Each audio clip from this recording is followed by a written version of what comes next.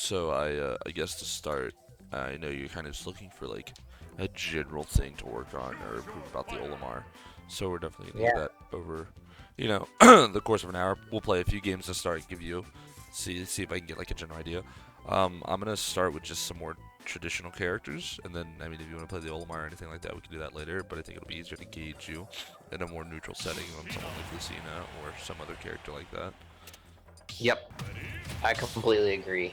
Um, and I'm not really looking for tips on the Ditto necessarily. Yeah, Ditto yeah. is kind of something to It's explore on its own. very specific, yeah. Yeah. I may end up going Olimar for specific examples to show you something, but for the most part, I totally agree.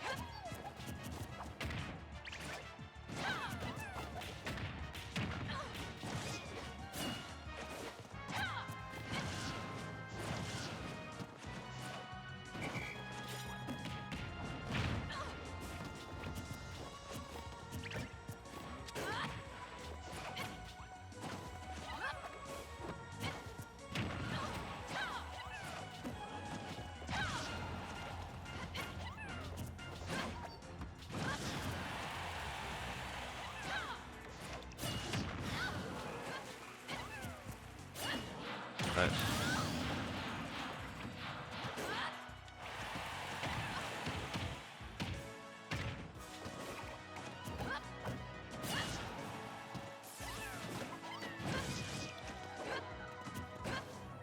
Ooh.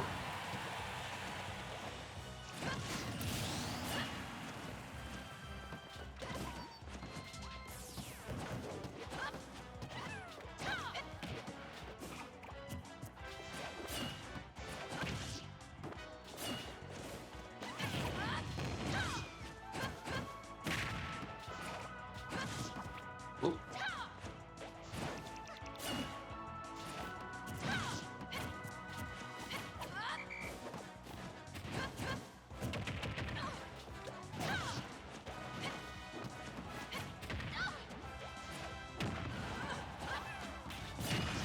Really good interception.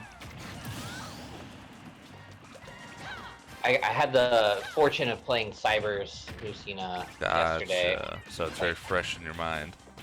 It is. Nice.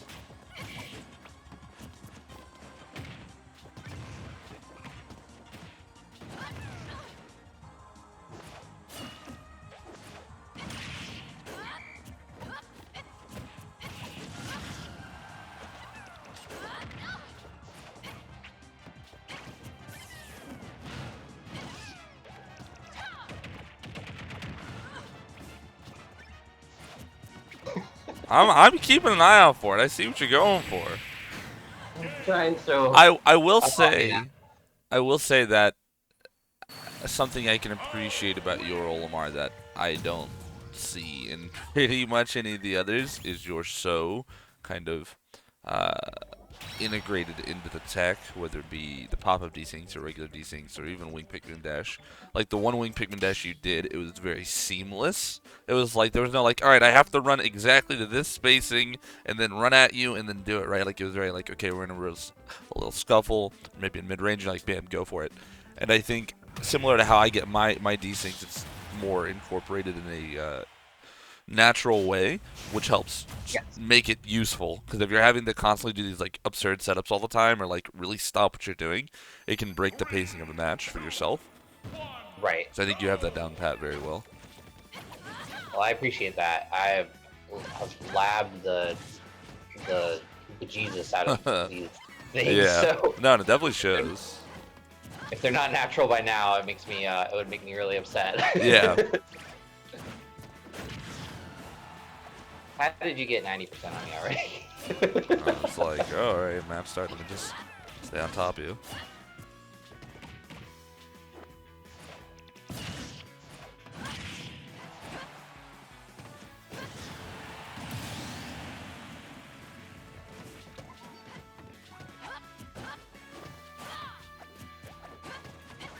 Oh, White, where are you going?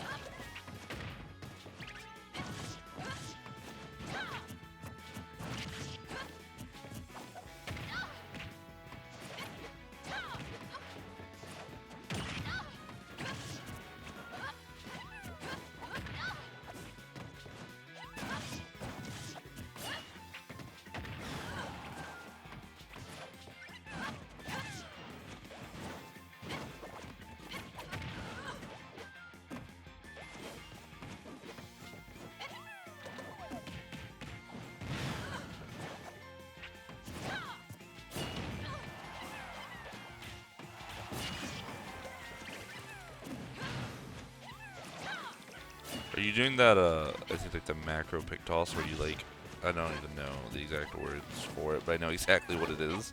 What it like, Oh, or are you just doing the reverse, or like a wave bounce? Yeah, yeah, wave bounce, that one. yeah. I'm not doing a macro. I'm just like, I'm really just doing like the regular Okay.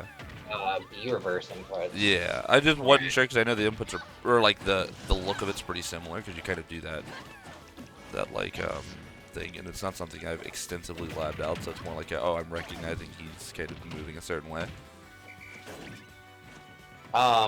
Yeah, I don't know. It's kind of nice for spacing, and then Yeah, it feels nice. Maybe it's, I don't know if it actually is, but um, there are definitely, I think, times for it.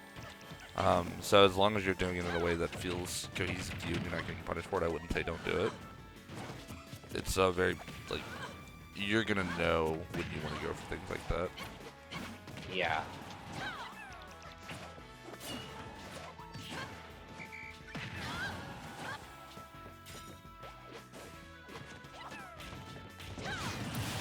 Dash attack.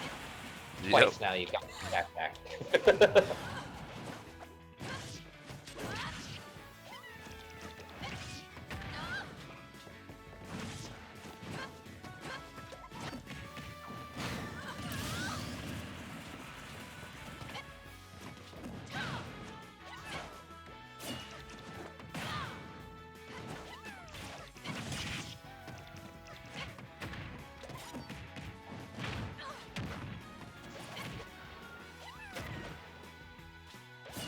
No! I didn't get my air dodge out in time on the purple side B when I was going. I thought I was going to get it, but it ended up clipping me. I think Olimar, funny enough, and I know I tend to be a very side B heavy Olimar because I like to keep the game moving at a really rapid pace.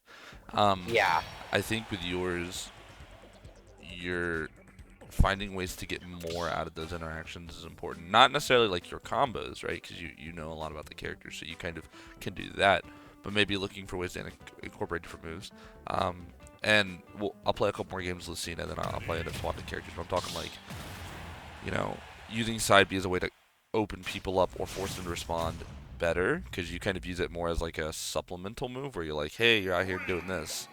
I'll throw it and get some damage, as opposed to saying, hey, you need to respond to this move or take all this damage, or it's going to make you, have lag or pick lag or whatever. Even if you're not looking at it from like a really technical level, but just like how do you respond to this move when we fight? I think if you can try and do that a bit more, you might be better off. Because like right now, you'll go for like a decent amount of smashes or a good aerial, and then maybe like a down tilt. But there's not a lot of like, oh, you now have to deal with this. It's very much, all right, I'm going to try and outmaneuver you and then hit you. But the problem with that, with Olimar, is that when you fight someone that's got really good mobility and they're on top of you, it's not that easy to just outmaneuver them. Yes, that makes sense. Like, faster, aggressive characters are gonna chase me down, and if I don't have something to distract them or to make them like to force them to take an option. Yes. That's the second time you've gotten the hitbox.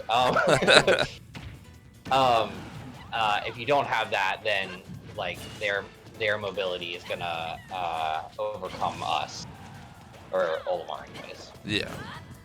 And it's not to say like you have to always be side being or anything like that, but looking for additional ways in which you can kind of stay on top of them is really important.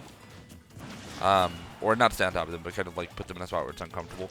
because a lot of times with Olimar, I found that just using like traditional shield or maybe incorporating some parries in there and just taking it slow, like you're not going to be able to just control the space all the time, but you have to wait for them to maybe play into your hand, and you can do that better if you're forcing them to play around additional Pikmin.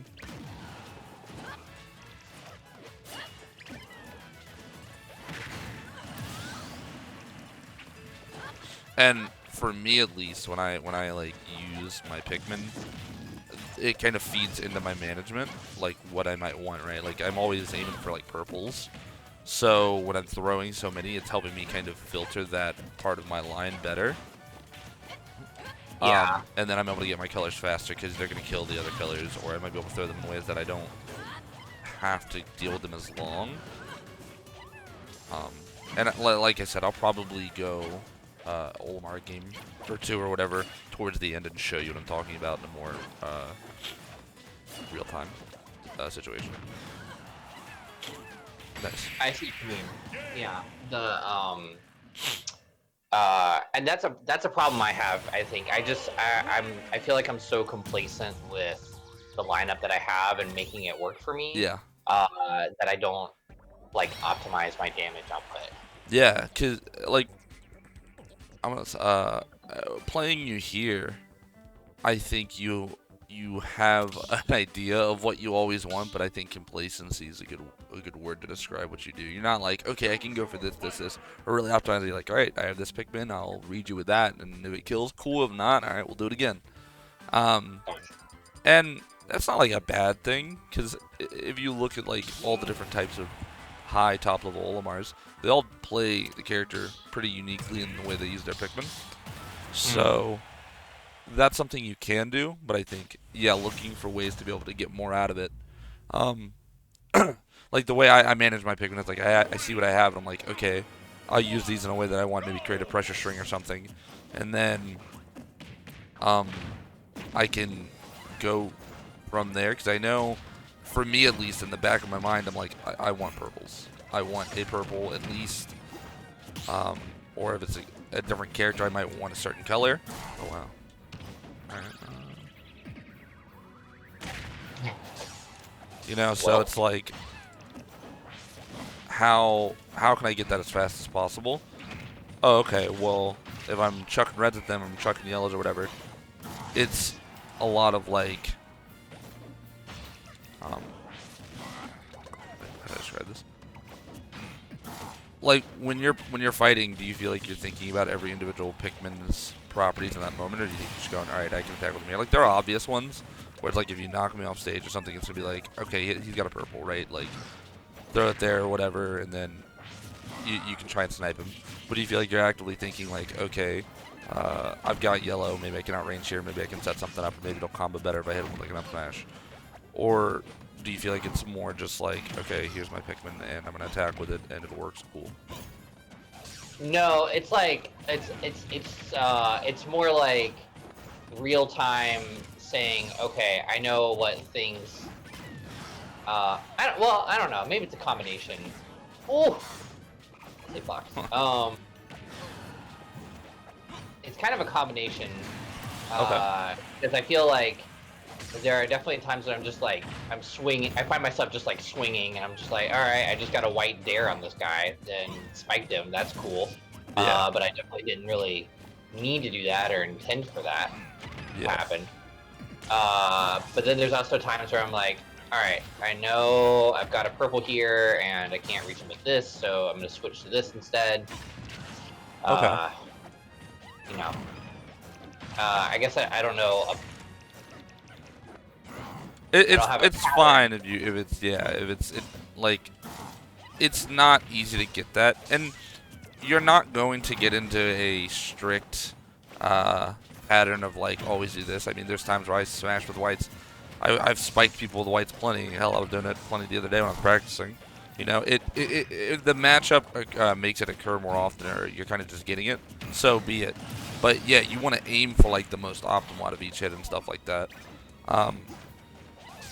And I think for you, it's maybe trying to be a little bit more loose with your Pikmin, so that you're, I think cycling through them at a bit of a faster speed might help you do that, because you're not always going to have it's either going to make you kind of keep up with it, or you're just going to be swinging with unoptimal things. Like if you're grabbing at kill percent with like a red all the time, you're going to start to recognize you shouldn't be doing that, right? Because you're not going to kill with it. So I would say that maybe trying to side B more, playing in a way that's a little bit looser with them, so you're not always holding them, might help you kind of figure out how you want to move with them. Because you're not going to be holding them as much, so you're going to be doing something. And then for me, that's the way I manage my Pikmin. It's like I know exactly which Pikmins where at all times. So even if I'm attacking with it real quick, or even if I have to pluck one to get a certain color or whatever, I know what to do in the moment. And my speed isn't a detriment. It's kind of just how I naturally want to play the character. So I can be like, all right, I'll throw out attacks, and I still know exactly what colors where. And it almost does influence what I do. And I think every Olimar will have experienced that at some point, where you'll kind of let the Pikmin have like a loose guideline of what you want to attack with, but then you'll change it up in the spot. If you know what I mean? So like you could have a lineup that's like, blue, white, purple, and sure, you could want to go grab side B into fair or something like that for a really nice low percent combo. But sometimes it has to be like, at least for me, I'm like, okay, I'm not going to get this grab, so then I'll side B, down tilt, and crack them open, and throw the side Bs on when they deal with it, down tilt them, and then open them up, and then hit purple aerial anyways. Or, maybe I'll F smash with the blue, and then tech chase with a white side B or something, you know? So, in these next few games, try to just up the amount of Pikmin you're like throwing, how you're maneuvering with them, so it's not just always wait for me to be in the right spot and then try and hit me.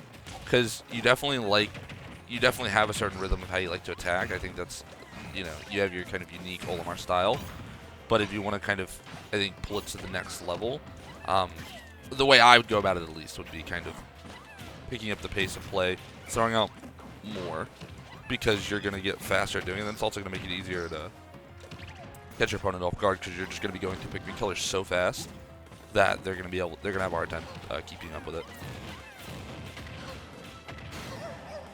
Okay, that even that just felt like that stock was a lot faster. And there were so many more situations. Oh fuck! There were so many more situations where I got you in lag just because. Yeah, you're just throwing out such a frequency of attacks, and it's like you can't just mash like that. There's a lot of characters will be like, "Oh, you want to mash my face with no actual knockback on that side B? I'll hit you," and stuff like that. But that's like the rhythm you have to kind of identify for yourself.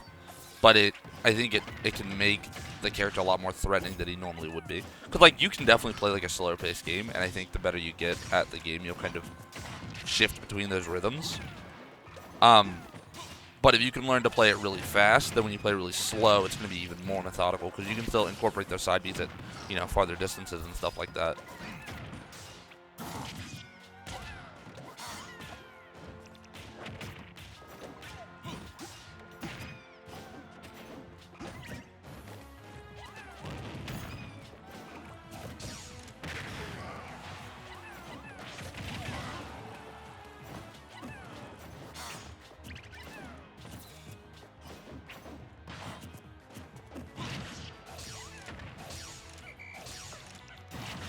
Wow, I'm almost surprised I killed. Whoa!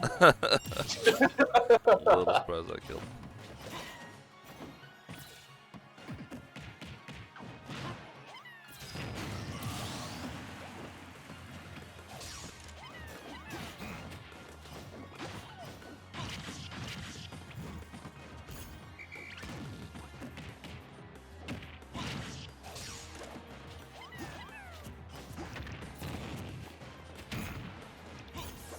Like right now, you're just holding these Pikmin.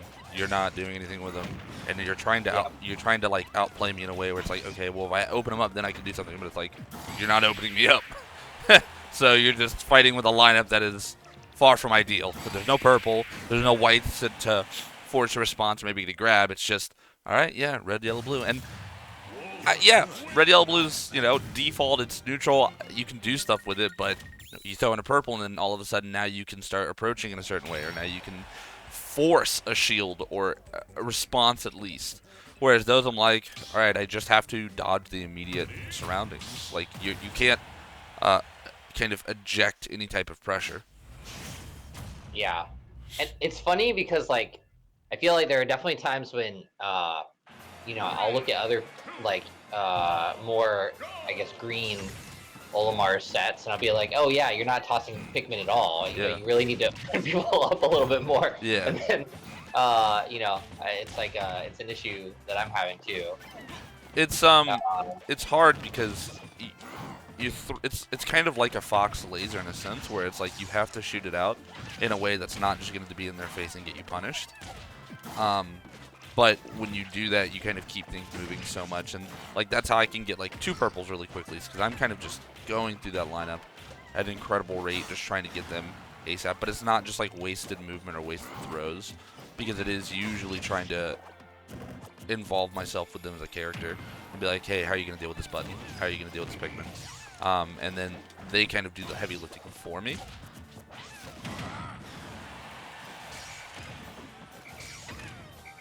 well, I did have 2 purples. You did.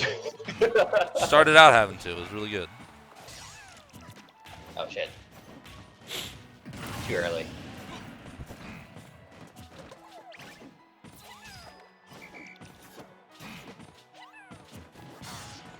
Oh, that's not what I wanted. If you want to hold shield there, I got no problem with that. That was really good up there.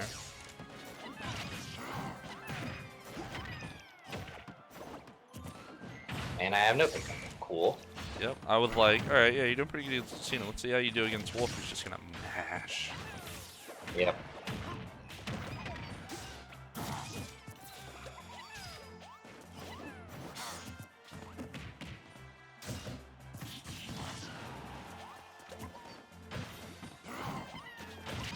And I definitely have purple versus wolf.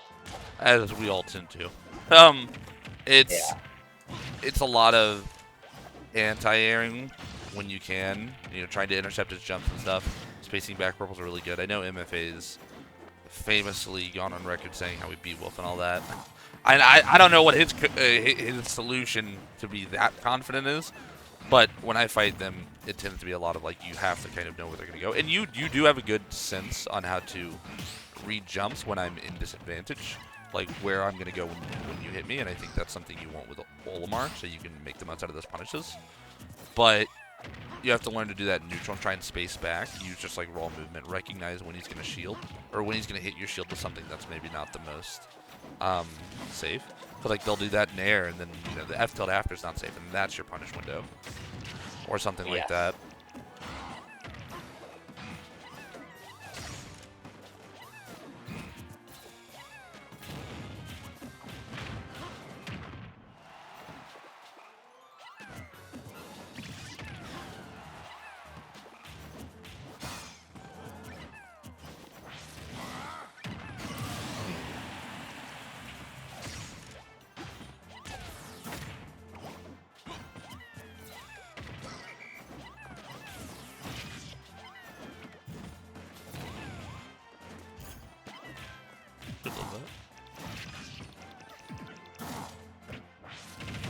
Whoa. Okay.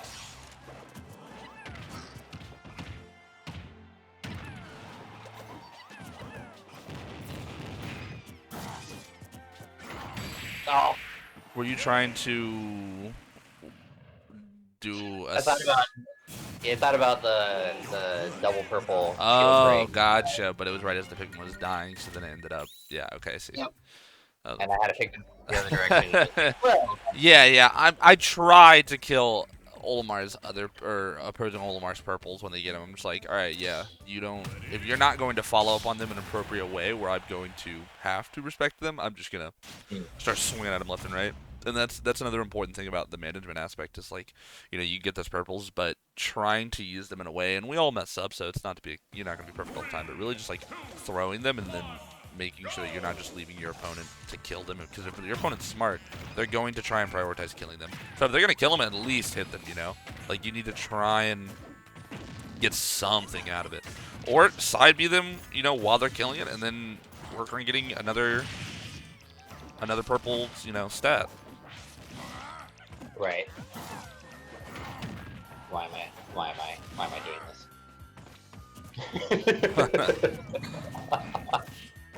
Like right there, I do the jab 1 shield. I just want to see you react, because I knew that you were gonna try and punish after that, and that's kind of just me exploiting that to an Olimar. You know, if they're getting privy to stuff like that, then maybe you gotta be like, okay, well then I'll wait just a second, see what they do. Or maybe if you're really unsure, you can roll out of there. Because keep in mind, you went for like a drop shield jab, so it's not even the fastest thing. It's like a frame 15 option that you went for, as opposed to like a 10 if you went for like jump out of shield fair.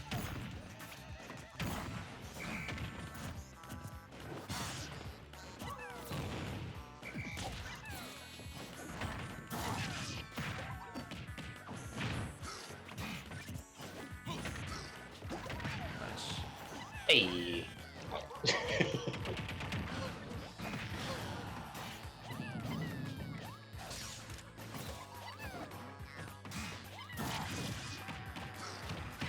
I was like, maybe if I miss the tech, he'll try and go for a grab and miss. And he's just like, up smash. Oh no. Fast No! fell that one. I fast fell that. You hate to see it.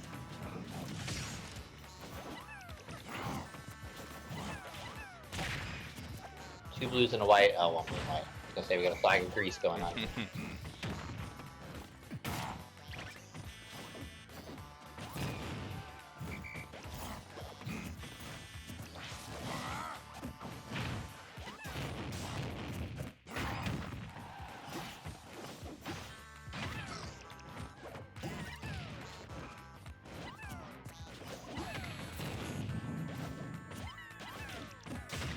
The extended that.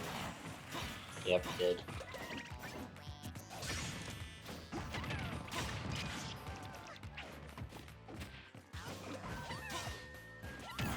Wow. Man, you really low profile that a little bit with the with the dash tag. Dash attack, yeah.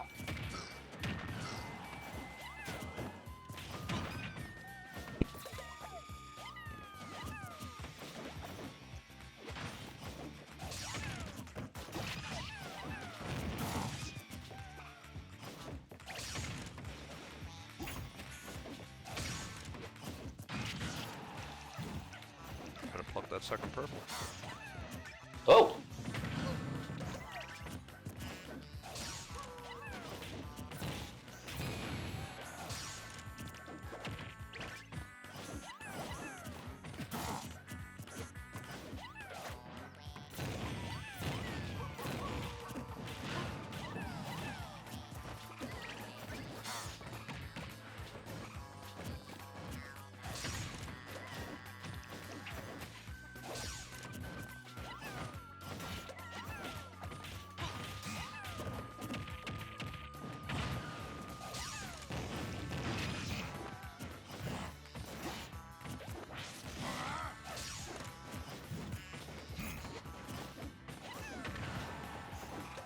No, I went down a bad angle. I thought you were. So when you got your second purple, I think you were a little bit antsy and kind of just gave them both up. You know, you were just like, knocked off stage, throw. And while there are times where I go for that too, you gotta kind of gauge the risk reward of it and be like, okay, I'm in a scuffle with him. We're playing. Am I actually confident like that I can outplay him without these? Or is it having these will let me get these, you know, maybe even straight hits like a purple side being a fair, but you can rinse and repeat that until they die, or until you knock them off stage and you're like, hey, let me run out here and dare you or something like that, right? So when you're throwing those, you need to really kind of ask yourself, like, is it worth giving it up? Or am I that confident that I'm going to hit him and kill him?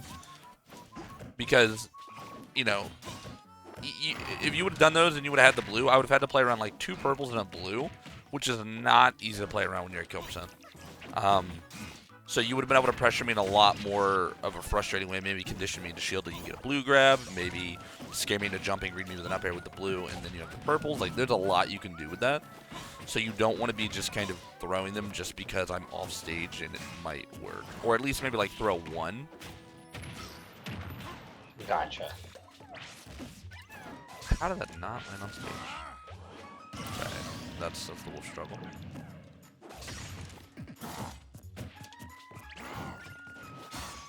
Ooh, nice.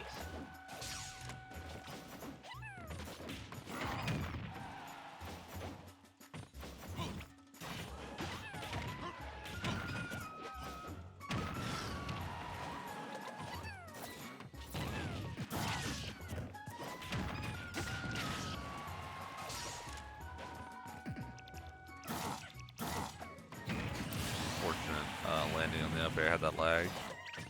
Yeah, I didn't time it correctly. Yep.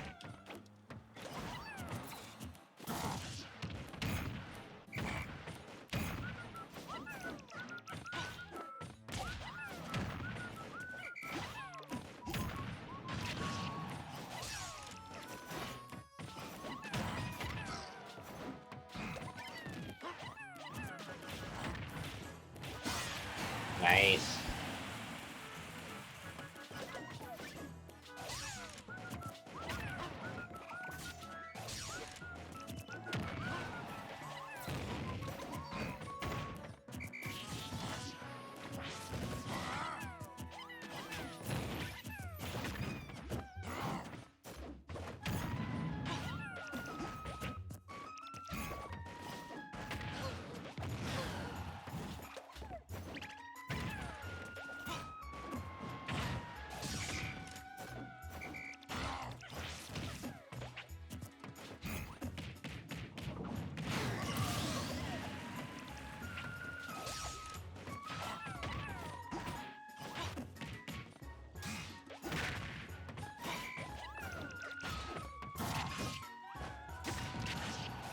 Not safe. It's not safe to grab that. No.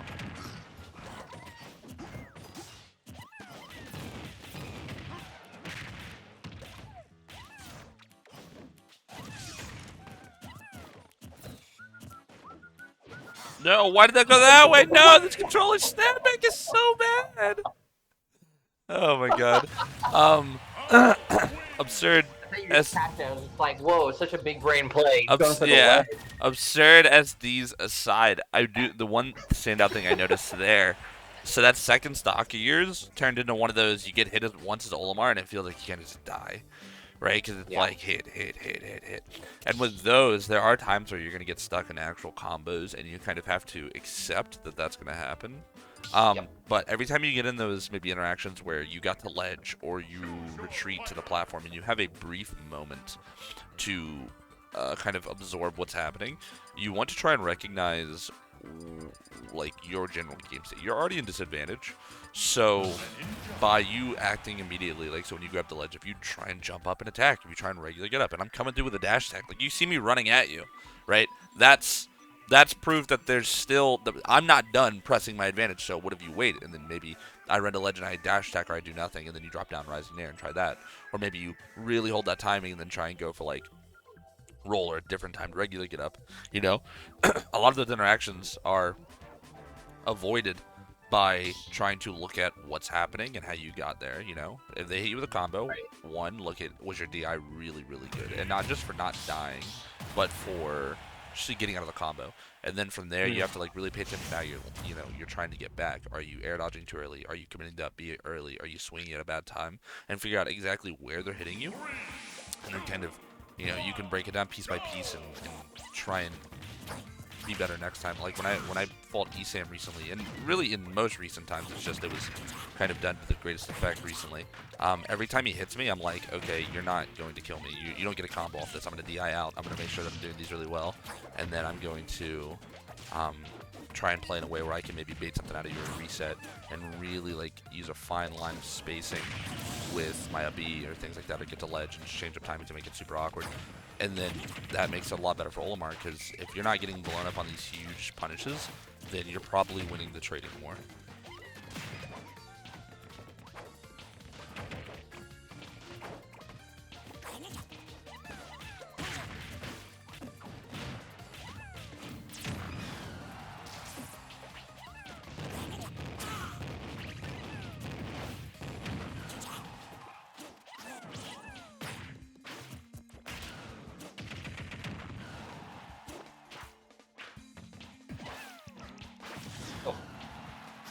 Living.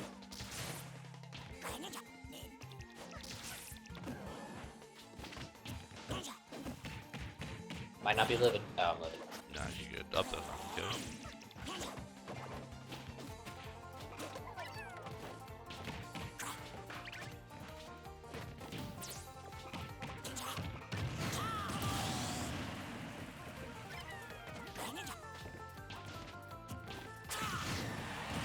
Another thing I've noticed, you tend to maybe sit and shield a little bit longer than you want to.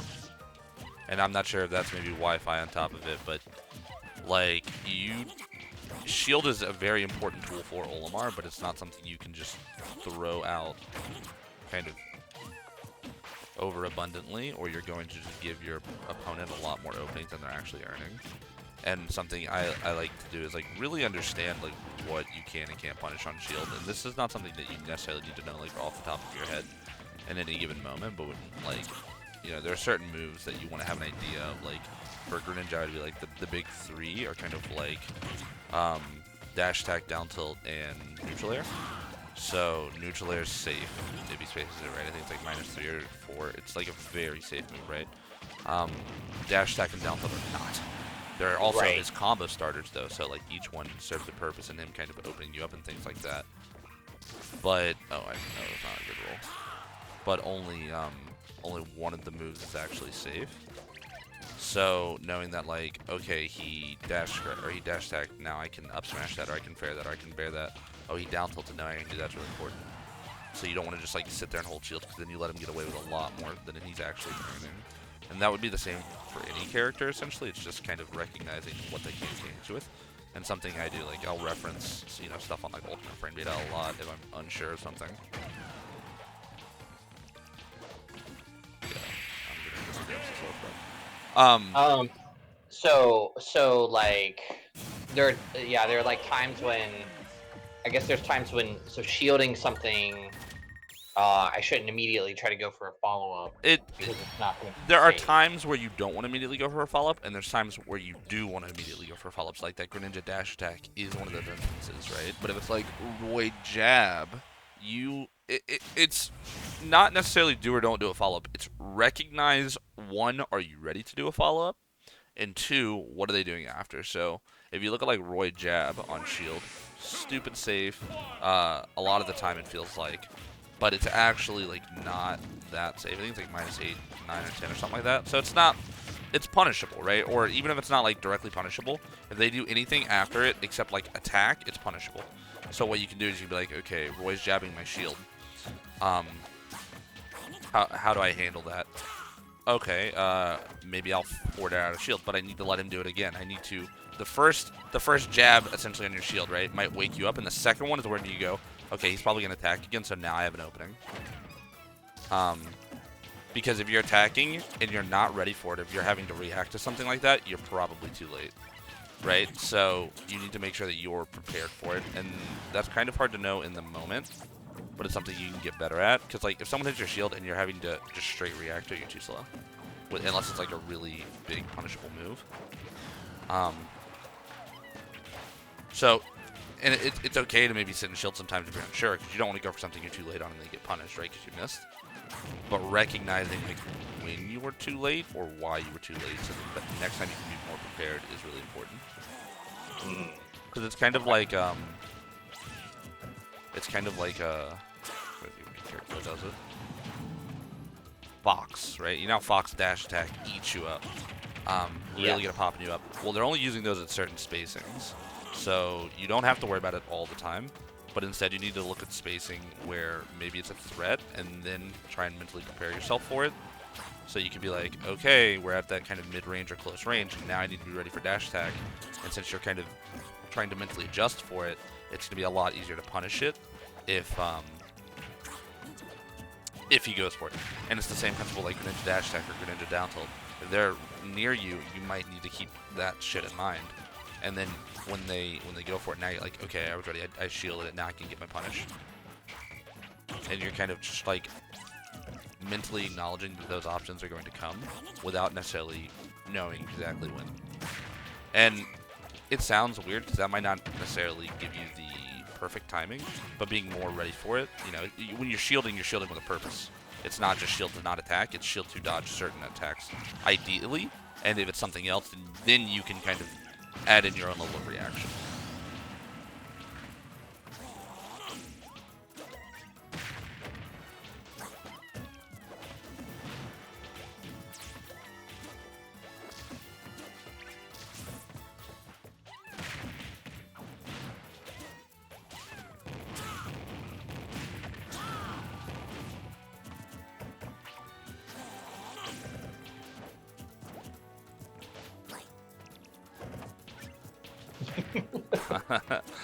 Try. I don't know how to boss that so bad.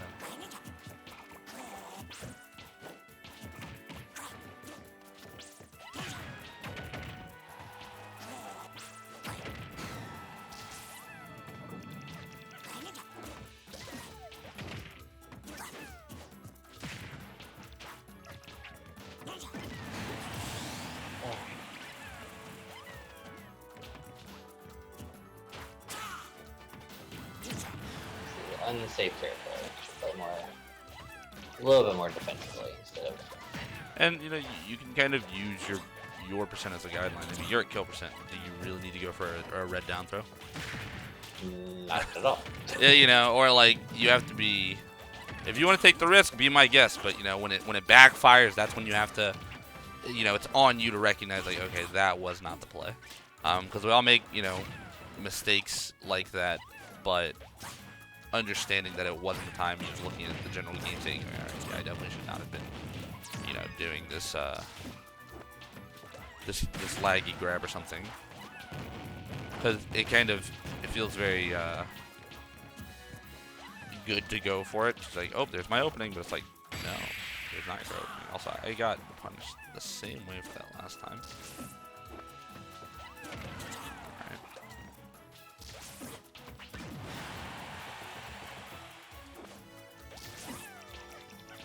Remember, Greninja's got a pretty exploitable 2-frame with that down flutter down smash at the ledge, so that's another thing you can try and exploit. And I guess that would be another additional talking point, because going back to what you said, where you feel like you have a level of complacency, I think part of that comes from the fact that you're playing almost in a reactionary way, which online is not always ideal, but just in general, great to play like, but it maybe... If you're too built on that, or you're not opening yourself up to other possibilities, you get into very linear strategies, and like your ledge game is very much, I'm going to wait and try and react, which can work, but you're not going for anything proactive. You're not even trying to hit my ledge snap on a character that doesn't have a hitbox. You know, what's the harm of throwing out like a down tilt at the ledge? You know, I'm not saying you got to run off and dare or anything, but just trying to pressure me in a way to where I'm even, because you're letting me get back the ledge from free, and then you're trying to intercept me. What if you can't intercept me there? What if I'm kind of reading your timings? You're allowing me to have as much control as you in those spots, whereas if you intercept me when I have to get to ledge, it creates a totally different dynamic. Gotcha. Okay. That makes sense. Not DI that. A lot of what you're going to be doing with Olimar and things you're getting better is just trying to recognize general game situations, so then you feel more comfortable throwing out certain attacks, so you know exactly what attacks to throw out, whether it be when you're on the defensive or when you're on the aggressive. So when I'm off stage, it can turn into like, that means you are trying to be more actively edge guarding me or doing something. And when it's defense, it could mean recognizing that you don't get to swing until this point, but now when you do, you have an option. It's hard to be able to digest the game's information like that, because it's so you're usually in like the level of immersion with the game, and you're still gonna have that, but. And it's funny enough, that's something I usually see a lot of the students more right off the bat. But I kind of just got focused on the Olimar stuff with you. You know, breaking down those interactions in a way that's like, okay, what's happening? You know, you probably get into a lot of autopilot with what you're doing. And while you might have some level of kind of like awareness because you're managing your Pikmin actively or something like that, if you're getting into those types of complacency, yeah, that behind it, by the way. I'm pretty sure. when you're getting to that level of complacency, that's because you're not actively thinking about the game. Because if you were, you would be like, if you were in an ideal sense, you'd be like, okay, well, I'm letting him get back with this. I need a better punish. I need to do this. Or I need to not throw, when you attack with the Pikmin after, you would know, like, okay, that's not ideal. So every time we're getting into those interactions where your game plan isn't going, son of a bitch, your game plan isn't going right, you want to try and ask yourself, why isn't it? And break it down. And after this game, I'll try and explain when we're both not focusing on not dying.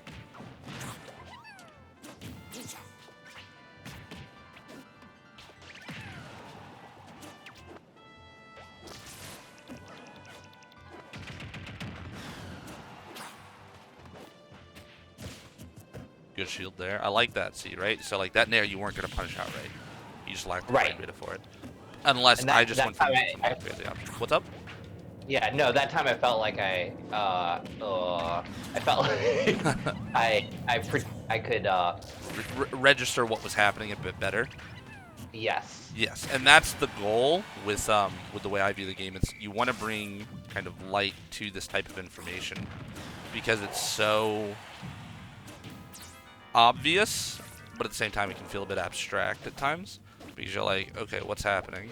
And then you're able to start registering like the same stuff you always were, but in a more conscious sense. And that's really important. So I'm glad that you're able to kind of pick that up there, because that same principle will apply versus everyone. When I'm fighting like, Rob, and that's a character that I've made extensive effort put into to try and develop that matchup, right? A lot of what I've done has been identifying exactly how they hit me so I can build the appropriate response every time. Because if I am off, if I, misread a situation, if I don't do something, then I'm likely to get punished. So it's not just, oh, my shield got hit here, I have to do this. It's my shield got hit this way. What does the game state look like now? Am I still at a disadvantage? Am I in a neutral spot where I might be prone to messing up? So like maybe he, nared me retreating, and then he's going to shoot a gyro out, so I have to recognize the gyro can hit me, even though it's not necessarily guaranteed. There's a lot of information that you'd want to try and pull from. And I guess segueing into the topic we're talking about at the end of that game, I've built that entire type of like information recognition and strategy by over and over and over and over again getting hit, and then always ask myself, why am I getting hit, or what is hitting me, right? So you want to have a very clear idea of, I get hit by this move. Then you want to ask yourself why, and it's like, okay, well, I got hit because in this case, maybe myself as the player, I made an execution error, right? I messed up on my timing. Okay, you recognize that mistake, you register it as something that happened, and next time you can try to be better. Let's say it was a miscalculation in a sense of you thought your move could win, but it couldn't in that scenario, right? You were like, I'm going to, try and yellow down air Palutena his up smash. Okay, that doesn't work. So what you do is you go, I can't do that. I need to come up with a different strategy. So maybe next time you air dodge it, you neutral air dodge it. Maybe next time you whistle it. Maybe next time you get away from it. But you have to trial and error these things. And because you're not always going to come up with the right answer, you can kind of actively work through them until you find a better solution. And that's going to help enhance that overall awareness, which you can then plug into your advantage state or into your disadvantage or wherever and be like, I got you here now.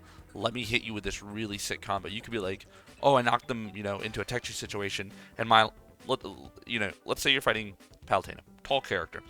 You've got her about 40. Your lineup is yellow, purple, red, right? So you run at her and you're like, oh, all right, I just jabbed her into a tech chase situation. If you just jabbed her, what would you try and do? If I jabbed her into a tech chase situation. Yeah, you're on FD, you have a whole stage to run. Drawing from, whether or not this person's really good at teching or not. If they were really good at teching, I'd probably run up, and if I had purple in my first lineup, then if I had a yellow in my first lineup, then I'd probably run up and like pivot F smash. Okay. Turn around. So let's assume they missed the tech. What would your punish be off the jab lock or the missed tech? You have yellow, purple, red. Gosh, if I it doesn't need to be super elaborate. Oh, I know, but I would probably off the top of my head, because I have a moment to think, when I'm in the jab block, so I'd probably jab one, and then I'd probably try to just like my initial impression would probably be try to do like turn around and uh uh Double hit. what do you call it? Purple down smash. Purple Because down. purple's my second one in line, and Yeah. if I turn, then I can. You're gonna get the extra power and maybe stuff like force that. Yeah. another tech chase situation. Yeah. So that's a great way to look at it, and I like the additional awareness. Here's what I would do: jab, jab.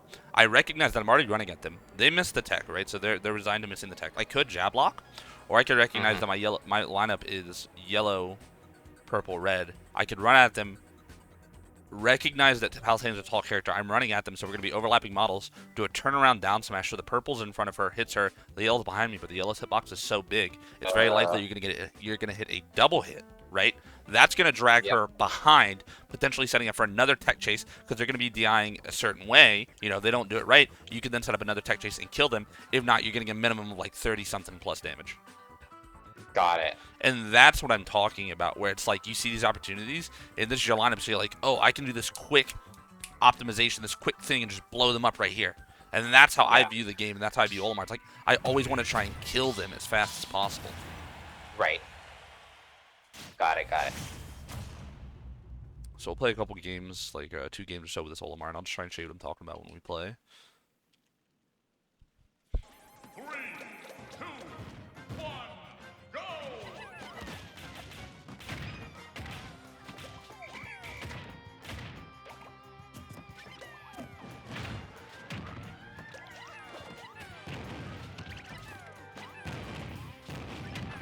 What I'm talking about? I hit you and I didn't know where you were going.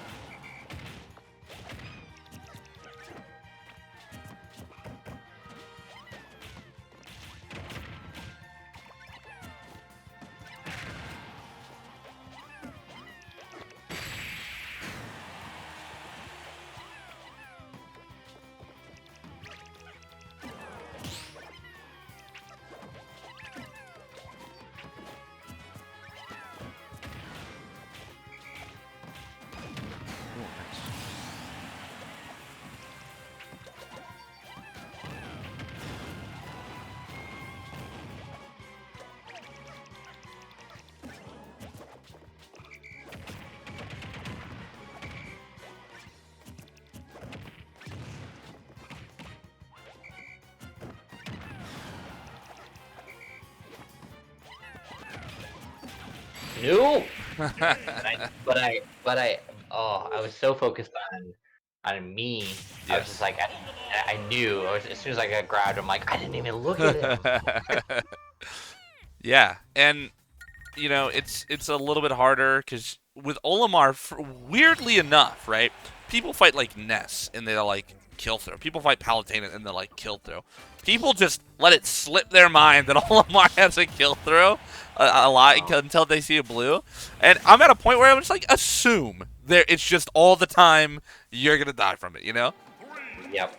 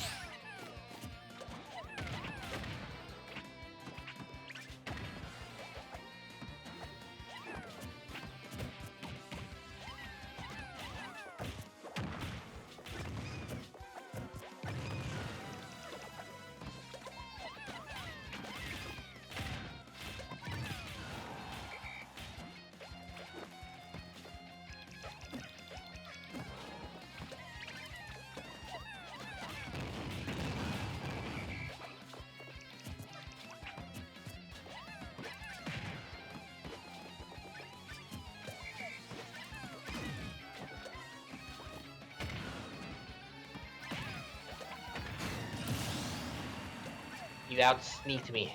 Mm-hmm. Trying to be sneaky with that white F smash.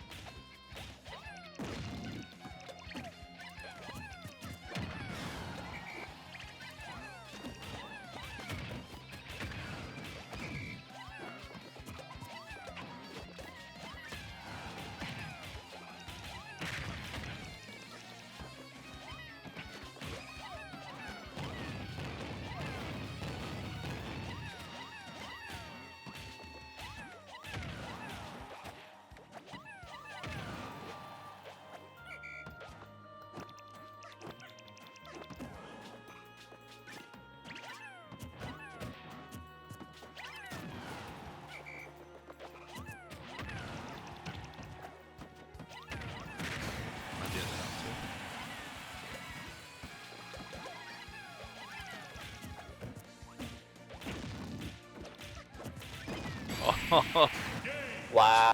Unfortunate.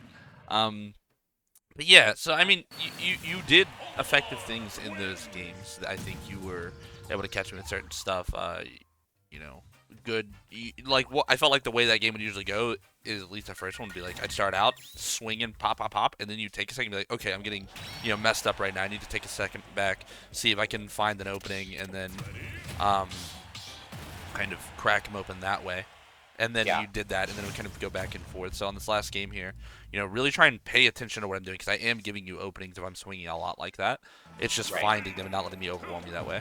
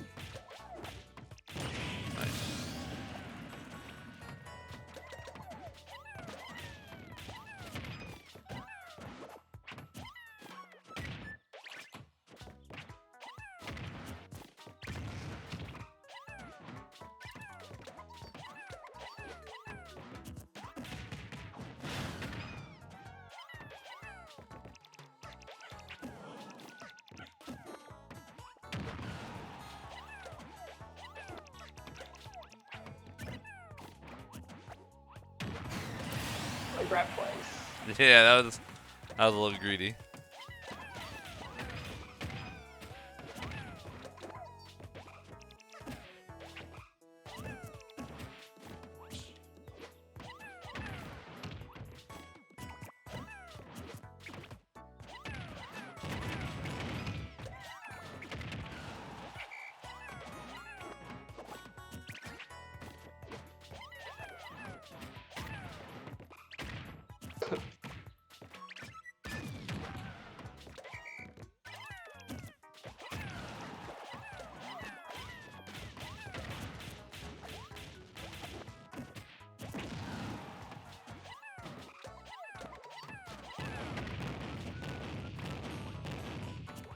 I'm just waiting.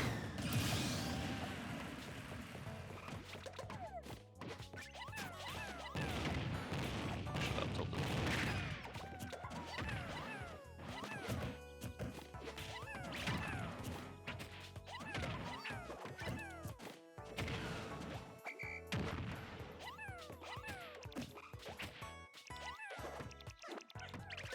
Ooh, that's so good.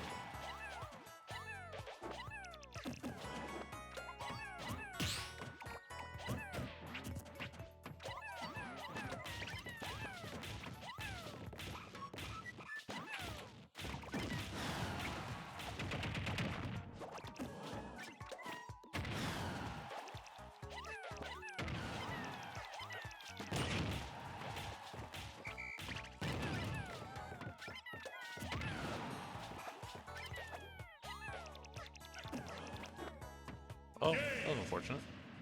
Ooh.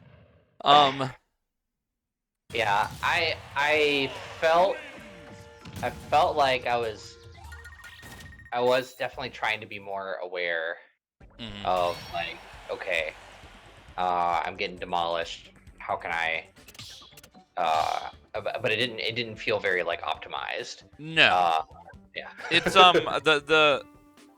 you have to kind of learn to think like that, and then you learn to play again. Because right now you're probably in your own whatever way you've been playing before, maybe the more kind of like not autopiloty, but more just like overly focused on just like playing. Right, you're kind of zoning out a little bit.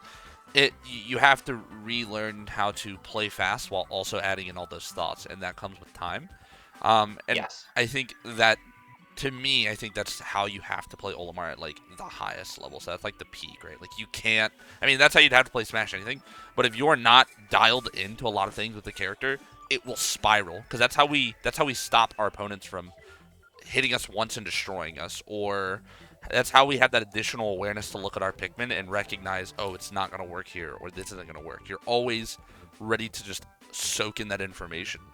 And I do feel like you were trying to do it better. I think even as the session went on, like, there was a lot of different things we talked about, but overall you were rather receptive to the information. You just might not be able to apply it effectively right now, which that's not what the point of this is. It's to get you on that kind of path so that you can start doing it.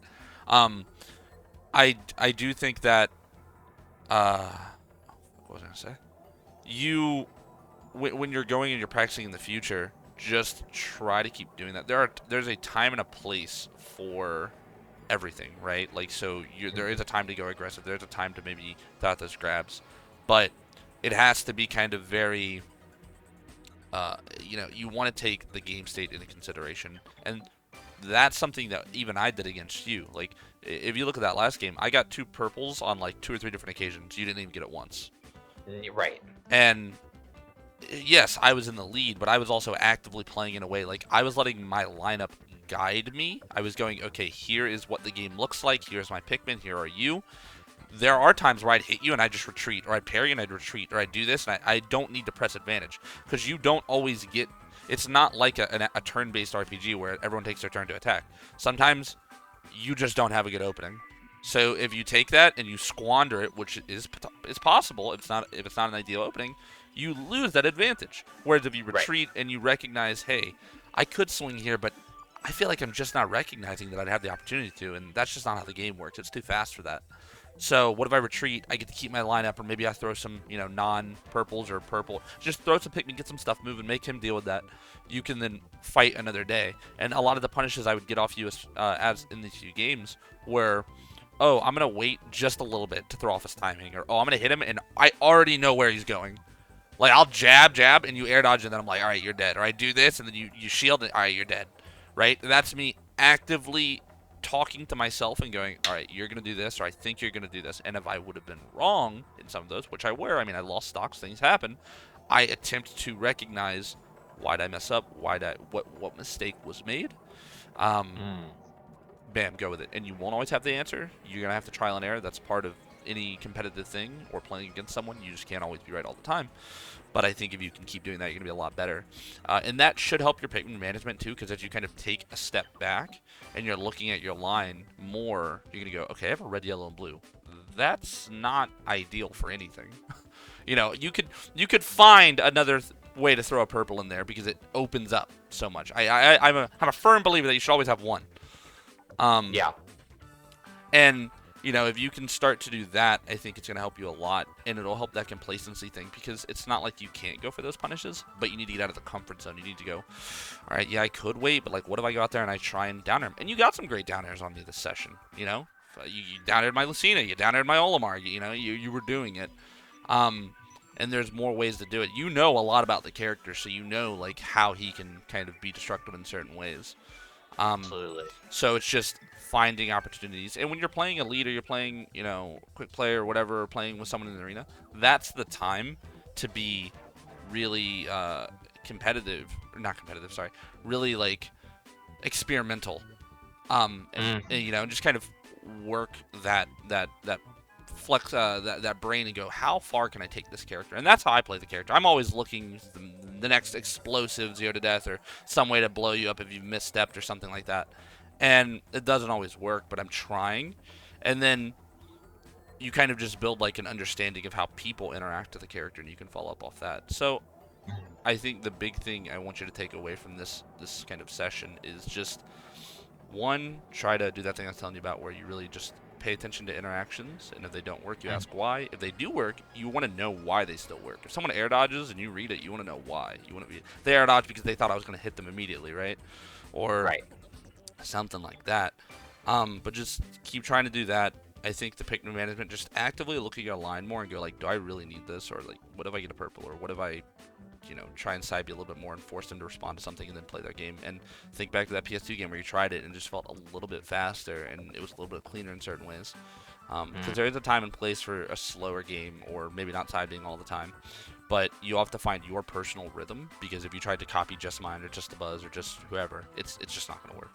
Because ours is tailor-made to how we play the character, and he's so different than normal characters, you can't just fill in that blueprint.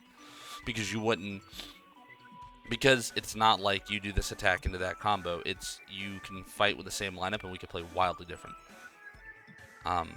So I think you just need to keep working on that. But your core with the character is very solid because it's built on a lot of deep understanding of the character. It's just kind of getting out of the comfort zone and really pushing yourself. And I think playing a bit faster is going to help not only your defensive game, because then you're going to be acting out of shield faster, you're going to recognize those things better, but also your offensive game. So you're going to be like, bam, big combo, then you already keep going. You're already throwing another Pikmin at them. You're already making your lineup moving away. You're already forcing the game state to progress, even if they're not ready.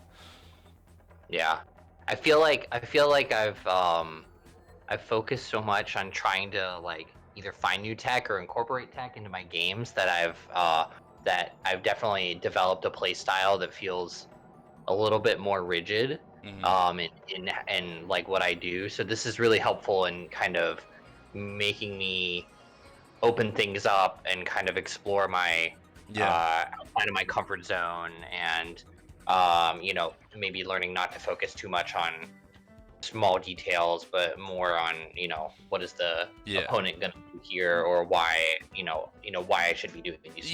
Because if you strip down all of the tech and all of that, at the end of the day, you have you and your opponent, and you need to understand how you can either manipulate them in a way that benefits you, or respond to their information in the best possible way to minimize their advantage. And as someone who, while not as integrated with every bit of tech out there, but as someone who learned to use desyncs in a very practical sense, like platform desyncs. I mean, I was actively using on-hit desyncs in Smash 4 a lot when I could.